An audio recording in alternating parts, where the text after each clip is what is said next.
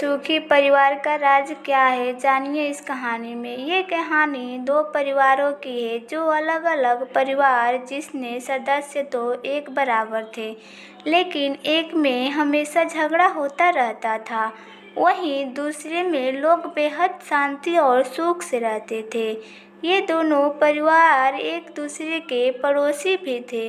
झगड़ालू परिवार की पत्नी हमेशा इस बात से अचंभित रहती थी कि जहां उसके घर में हर दिन कोई न कोई झगड़ा हो जाता है, और दूसरी तरफ उनका पड़ोसी परिवार है जो कभी नहीं झगड़ते।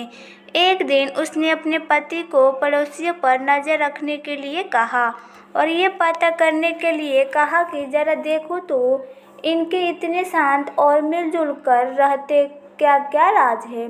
पत्नी के कहे अनुसार पति अपने पड़ोसियों के घर के पीछे छुप गया और खिड़की से उन पर नज़र रखने लगा। खिड़की में झांक कर देखा, शांत परिवार की पत्नी फर्श पर पोछा मार रही थी।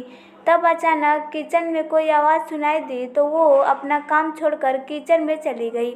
उसी दौरान उसका पति उसी जगह पर आया जहां वो पोछा मार रही थी और बाल्टी से पैर टकराने से गिर गया।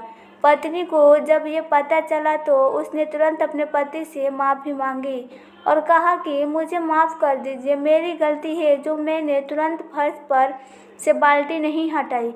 तब पति बोला, नहीं नहीं, इसमें तुम्हारी नहीं मेरी ही गलती है, मुझे ही देखकर चलना चाहिए था। ये घटना देखकर उनकी खिड़की से झांक रहा घर झगड़ालू परिवार का पति सारी बात समझ गया। वो अपने घर लौट आया।